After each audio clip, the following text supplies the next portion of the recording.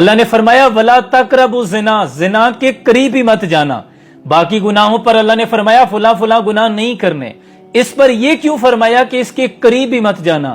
کیونکہ اللہ جانتا تھا اگر قریب گئے تو بچ نہیں پاؤ گے، اس لیے اس کے راستوں کی طرف بھی مت جانا، وہ راستے جو تمہیں زنا کی طرف لے کر جاتے ہوں۔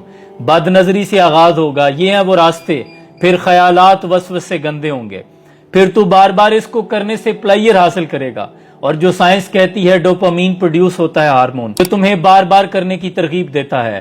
پھر جب خیالات اور نظر گندی ہوگی، پھر دل کالا ہوگا اور آہستہ آہستہ تم یہ گناہ کر گزرو گے، اور یہ اتنی بڑی دلدل ہے کہ واپسی کا اس سے کوئی راستہ نہیں۔ اس لیے فرمایا کہ زنا کے قریب ہی مت جانا۔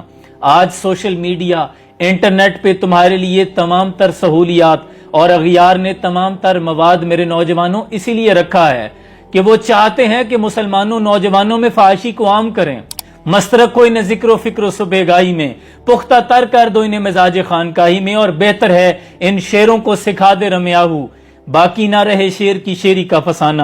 وہ محمد عربی کے ان شعروں کو ختم کرنا چاہتے ہیں، اسی لیے تمہارے لیے سوشل میڈیا پر یہ گند موجود ہے تاکہ تمہاری نظریں، تمہارے خیالات، تمہارے دل ناپاک ہو جائیں، تمہاری جوانیاں داغدار ہو جائیں۔ نوجوانوں ولا تقربوا الزنا، زنا کے قریب ہی مت جانا۔ ان خیالات کو بھی خود سے دور کر دو اور اپنے دل و دماغ کو پاک کرو۔ تمہارا مقام کچھ اور ہے، تم محمد عربی کے غلام ہو، خود کو پہچانو۔